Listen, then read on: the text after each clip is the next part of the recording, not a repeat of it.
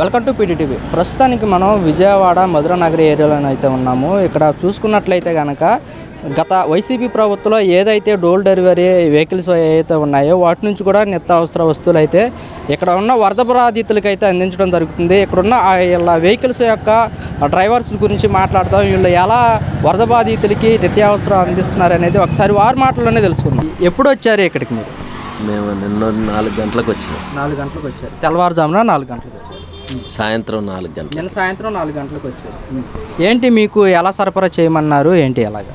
మాకు ఇంటింటికి ఇవ్వమని చెప్పారు, ఇద్దామని వచ్చినాం. మేము ఈ సరుకులు వేసుకొని పంచమని అన్నారు. అధికారులు వచ్చిన తర్వాత ఇద్దామని ఆగినాం. అంటే వరద బాధితులకి మీరు ఇంటింటికి వెళ్ళి పంచడం మీకు ఎలా అనిపిస్తుంది? మంచి పనే అంటున్నాం. అంటే మీరు వరదలో వెళ్ళటం అనేది మీకు రిస్క్తో కూడిన వ్యవహారం కదా, మీకు ఎలా అనిపిస్తుంది? ఇప్పుడు ప్రజలు రిస్క్లో ఉంటే మనం రిస్క్ తీసుకునే పని మనం కూడా చేయాలి. వాళ్ళతో పాటు వాళ్ళని వదిలేస్తే బాగోదుగా. మనం వాళ్ళతో పాటు సహాయం చేయటం బాగుంటుంది అనుకున్నాం. అంటే గత ప్రభుత్వం వైసీపీ ప్రభుత్వంలో ఈ వెహికల్స్ ఏవైతే ఉన్నాయో డోర్ డెలివరీ అంటే ఇంటి వద్దకే ఈ రేషన్ వెహికల్స్ తీసుకెళ్ళి ఇవ్వడం జరిగింది. కానీ ఇలాంటి పరిస్థితుల్లో ఇక్కడ కూడా రావడం జరిగింది. మీకేం అనిపిస్తుంది? మంచి పద్ధతే అనిపిస్తుంది. మంచి పద్ధతి బాగానే ఉంటుంది. అంటే వరద బాధితుల దగ్గరికి మీరే వెళ్ళి ఇస్తానా? ఇస్తాం. ఈటానికి సిద్ధంగానే ఉండబట్టాక మేము వచ్చింది అంత దూరం నుంచి కూడా. మాకు నిద్ర లేకపోయినా, మాకు టయానికి అన్నం లేకపోయినా వాళ్ళకి మంచిగా చేయాలని మేము కూడా శక్తితో సంతోషంతో వచ్చినాం. ఎక్కడి నుంచి వచ్చారు? మాది చంద్రలపాడు. నందిగామ నియోజకవర్గం. అక్కడ నుండి ఇక్కడికి వచ్చాం. మేము వచ్చి 2 రోజులు అవుతుంది, అయినా మాకు పర్లేదు. ఇంకా 2 రోజులు ఉండైనా సరే ఇవ్వటానికి మేము సిద్ధంగా ఉన్నాం. ఎందుకని ఇంకా 2 రోజులు ఇబ్బంది అయినా పర్లేదు మాకు వాళ్ళకి ఇవ్వటానికి సిద్ధంగా ఉన్నామని మీరు ఎందుకు అనుకుంటున్నారు? వాళ్ళు సాటి ప్రజలు కాబట్టి, వాళ్ళు కష్టపడుతున్నారు కాబట్టి వాళ్ళ కష్టాన్ని మనం కూడా పంచుకుందాం అని మేము కూడా కష్టానికి సిద్ధపడ్డాం, చేద్దాం అనుకున్నాం. వాళ్ళు మనలాగా మానవత్వంగా ఆలోచించాలి కాబట్టి మానవత్వంగా ఆలోచించినాం. మేము ఇంక 2 రోజులైనా ఉండి ఈటానికి సిద్ధంగా ఉన్నాం. ప్రభుత్వం మీరు వచ్చారు కదా, దూర ప్రాంతాల నుంచి వచ్చారు, ప్రభుత్వం మిమ్మల్ని ఎలా చూసుకుంటుందంటే మీరేం చెప్తారు? బాగానే చూసుకుంటుంది. మాకు సమయానికి వాటర్ ఇస్తుంది, టిఫిన్ పెడుతుంది, భోజనం అరేంజ్ చేస్తుంది. మాకు అన్ని సదుపాయాలు బాగానే ఉన్నాయి. మాకేం ఇబ్బంది ఏం లేదు. ఇలా ప్రభుత్వంతో కలిసి మీరు వరద బాధితులకి సహాయం చేయటం మీకు ఎలా అనిపిస్తుంది? ఈ అనుభూతి ఎలా ఉంది మీకు? చాలా సంతోషంగా అనిపిస్తుంది. ఒక నాయకులతో మనం కలిసి వాళ్ళకి వరద బాధితుల దగ్గరికి వెళ్తున్నాం అంటే, ఒక రాష్ట్ర నాయకుడు కావచ్చు, జిల్లా నాయకుడు కావచ్చు, లోకల్ నాయకులు కావచ్చు, వాళ్ళతో కలిసి మనం ప్రజలందరికీ ఎత్తున్నాం అంటే చాలా గర్వంగా ఉంది. మీరు ఎప్పుడు వచ్చారు ఇక్కడ? మేము నిన్న వచ్చామండి. రాత్రి 2 టైంకి వచ్చాము. నైట్ 2 టైంకి. అంటే నిత్యావసర వస్తువులు సరఫరా చేస్తున్నారా మీరు? అవును సార్, లోడ్ వేసుకొచ్చాం అంతేనండి. మేము మాకు ఎక్కడ దాకా తెలిసి అంతేనండి. అంతేనండి. అంటే ఎలా వాళ్ళకి వరద బాధితులకి మీరు ఎలా ఇవ్వబోతున్నారు? మీకు ఎలా ఇవ్వమని చెప్పారు? మాకు ఎలా ఇవ్వమని ఏం చెప్పలేదండి. రేషన్ వ్యాన్ మీదకి ఏమన్నారు అంతే, వాళ్ళు వచ్చి అట్టుకెళ్తున్నారు అంతేనండి రైస్. అంటే ఇక్కడికి వస్తున్నారా వరద బాధితులు? వాళ్ళు రావట్లేదండి, వ్యాన్ మీద తీసుకెళ్తున్నారండి. వ్యాన్లో తీసుకెళ్తున్నారు. మీరు దేంతో వచ్చారు? లారీతో వచ్చాము. లారీలో నుంచి రేషన్ వెహికల్స్లోకి వేస్తున్నారు. అవును సార్. అంతే. ఎలా అనిపిస్తుంది ఇలా వరద బాధితులకి మీరు సేవ చేయండి? ఏమనిపిస్తుందండి, హ్యాపీగా అనిపిస్తుంది అంతే. అంతే సార్ చెప్పండి, ఈ వరద ప్రాంతాల్లో ప్రజలకు ప్రభుత్వం ఎలాగా వాళ్ళ సేవలు అందుకుంటున్నారు, వాళ్ళకి ఎలాంటి భరోసా ఇస్తున్నారంటే ఒక సామాన్యుడిగా మీరు ఏం చెప్తారు?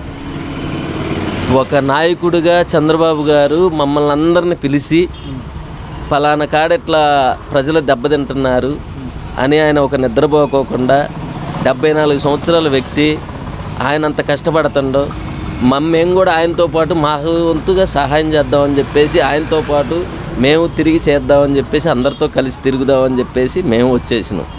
మాకు బాగుంది, పద్ధతిగా ఉంది. ఆయనే అంత ముసలాయనే అంతగా చేస్తుంటే రాష్ట్రం కోసం మేము 2 రోజులు కష్టపడటం మాకేం పెద్ద విశేషమైంది కాదు. మేము పొద్దుగూలు పొలం పని చేస్తాం. ఆయన అంతగా రాష్ట్రం కోసం ఇంత కష్టపడుతుంటే మేము కష్టపడాలని కృషి చేద్దాం అనుకొని వచ్చినాం మేము. అది అంటే ప్రభుత్వం ఈ వరద బాధితులకు ఎలాగ అండగా ఉంటుంది, ఎలాంటి భరోసా ఇస్తుందంటే మీరేం చెప్తారు? ఇప్పుడు పెద్దవాళ్ళు ఉన్నారు, దీన్ని ఎలా నష్టం అనేది ఏందనేది రాష్ట్ర ప్రభుత్వం కేంద్ర ప్రభుత్వంతో మాట్లాడతారు. వాళ్ళు ఏం చేయాలనేది చూస్తుంటారు. దానికి మనం కూడా ఎంతో కొంత సహాయం చేయాలని చెప్పేసి వాళ్ళు చెప్పిన దాన్ని బాధ్యతగా మనం కూడా చేయాలనుకుంటున్నాం. కాబట్టి వాళ్ళు చెప్పింది మనం కూడా చేస్తాం.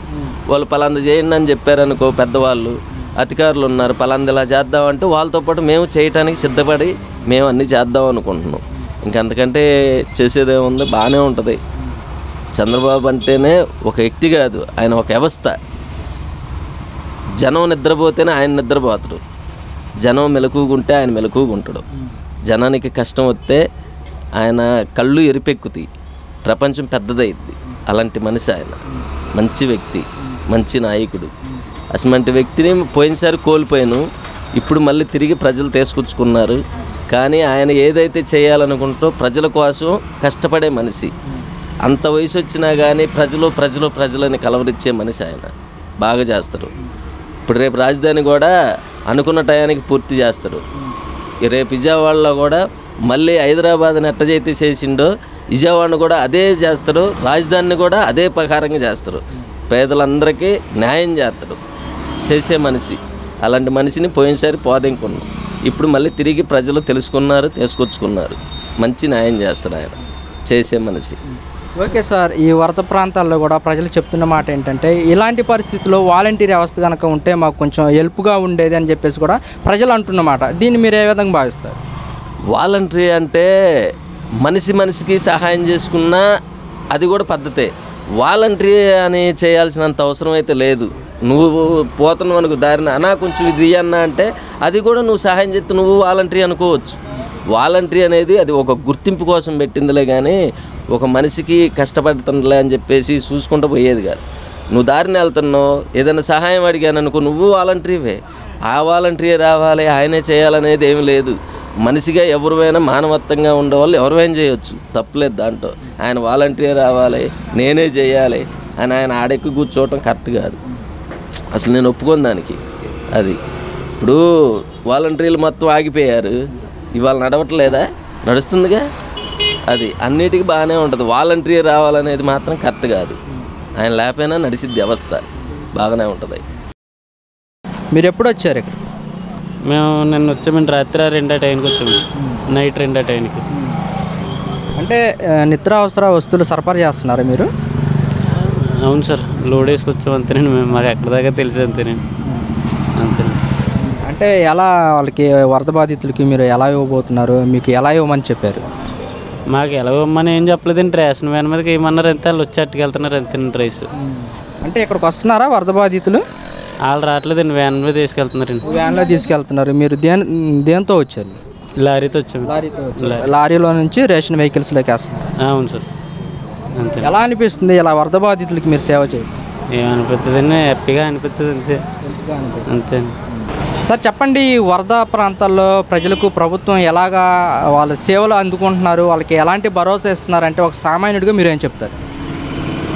ఒక నాయకుడిగా చంద్రబాబు గారు మమ్మల్ని అందరిని పిలిచి పలానా కాడెట్లా ప్రజలు దెబ్బతింటున్నారు అని ఆయన ఒక నిద్రపోకోకుండా 74 సంవత్సరాల వ్యక్తి, ఆయన అంత కష్టపడుతుండో మేము కూడా ఆయనతో పాటు మాకు వంతుగా సహాయం చేద్దామని చెప్పేసి ఆయనతో పాటు మేము తిరిగి చేద్దామని చెప్పేసి అందరితో కలిసి తిరుగుదామని చెప్పేసి మేము వచ్చేసినాం. మాకు బాగుంది, పద్ధతిగా ఉంది.